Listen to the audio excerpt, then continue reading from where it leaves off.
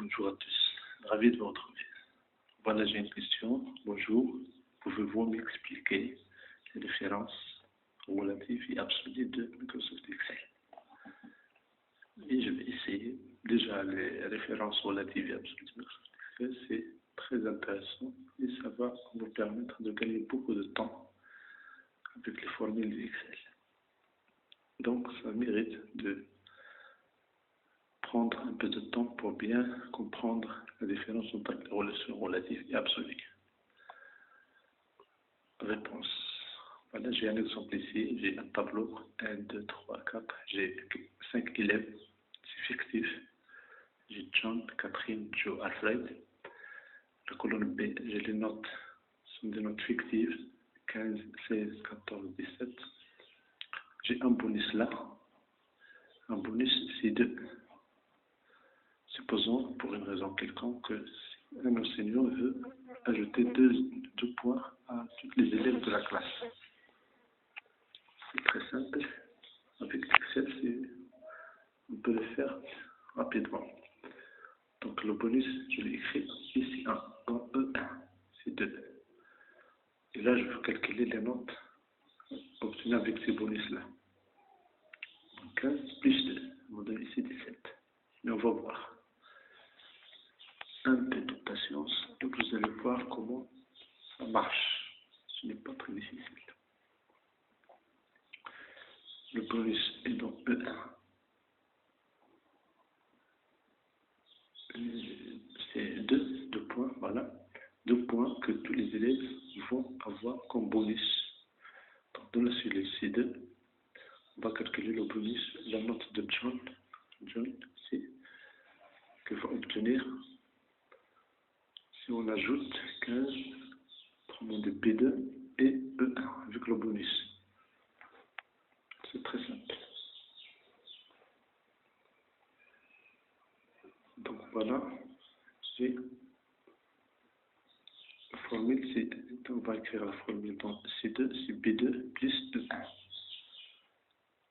B2, c'est la note de John. Voilà. Et E1, c'est le bonus.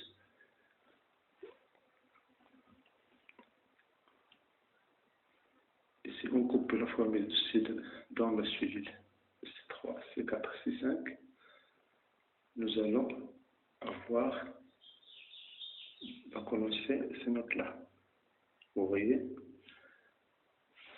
là, c'est 15, 17, c'est OK. Les autres notes n'ont pas changé. Donc, pourquoi nous n'avons pas le résultat escompté? Voilà une explication de ce qui est arrivé.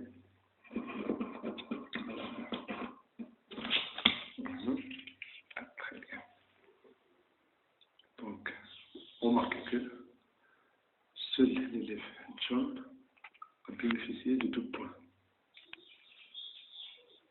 Alors que les autres élèves ont les mêmes notes. Donc, ce n'est pas juste. Le bonus, c'est pour toute la classe, dans notre hypothèse-là. Si on voit la formule de C3, C4, C5, dans C3, nous avons B3 plus E2. Et puis, puisque E2 est vide, donc pour Excel, E2 contient 0. Dans C3, on va contenir la formule B3. Autrement dit, le bonus n'est pas changé. Et même chose pour C4. C4, c'est B4 plus 3. E3 est vide, donc C4 va contenir le contenu de B4. Donc pas de changement. Voilà comment remédier à ce problème. Nous allons écrire dans la cellule C2 la formule suivante. B2 plus E1. Et on va entourer la lettre E avec signe de $. La lettre E est entourée de $, de 2 signes, ou bien de 2 fois le même signe, mais signe de $. Voilà. Et voilà comment on va comprendre pourquoi on utilise le $ 2 fois. Là, nous avons 2 parties. La première partie, le $ qui précède E, veut dire que la colonne E va être fixée. le dollar qui précède 1 veut dire, cette partie veut dire que la ligne 1 va être fixée. Donc la cellule E1, pour qu'elle soit fixée, figée, ne va pas changer, il suffit d'utiliser 2 fois le symbole dollar. Bonus, pour avoir ce symbole 2 fois, c'est très simple. Tapez la touche de fonction F4 de votre clavier pour avoir le contenu de la cellule E1 fixé. Autrement dit, vous cliquez sur E1 par votre souris, puis vous cliquez sur F4. Et du coup, vous allez avoir deux dollars qui entourent la lettre E. Pardon. Donc pourquoi ça? Voilà, cette partie est terminée. Donc on va faire une conclusion. Voilà ce que vous allez faire, ce qu'on peut faire pour trouver la solution. Tapez dans la cellule C2 la formule suivante, B2 plus E1. 2. Cliquez sur la lettre E de la formule. Autrement dit, ici, lettre E, avec votre souris. 3.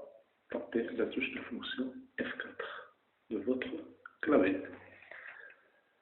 A, validé par OK. Comme ça, vous allez valider la formule. Et si vous voulez rester au sein de cette cellule, vous pouvez faire CTRL plus Entrée. Simultanément. 5. Cliquez sur le point de recopie de la cellule C2. Voilà, la cellule C2 pour contenir la cellule C2. C2. On va contenir cette formule-là. Égal, toujours commencer par égal pour écrire la formule de Excel. Donc égal B2, voilà B2, B2 plus E1.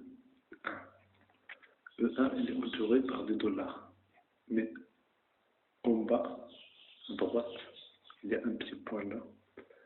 C'est ce point qu'on appelle le point de regroupé. Cliquez sur ce point et glissez. Cliquez sur ce point de regroupé et glissez pour remplir les cellules C3, C4, C5. Et bravo. Donc la référence absolue, c'est quand on écrit E1, par exemple l'exemple E1 entouré de dollars 2 fois. La référence relative, c'est E1. Contre les différences sont différentes. Quand on copie E1 verticalement, on va en donner 2, 3, 4, etc. Mais quand on copie E1 figé avec les 2 dollars, va toujours rester E1. Ça, celui-là, quand celui va être fixé. Merci de votre temps. Abonnez-vous pour ne pas rater d'autres vidéos. J'attends vos commentaires et c'est avec un grand plaisir. www.youtube.com/monsieur. Voilà. Merci de partager cette vidéo via les réseaux sociaux. Et à très bientôt. J'attends vos commentaires pour voir ce qui est clair et ce qui n'est pas clair dans cette vidéo. J'espère que cette vidéo va vous être utile. Merci et bonne journée.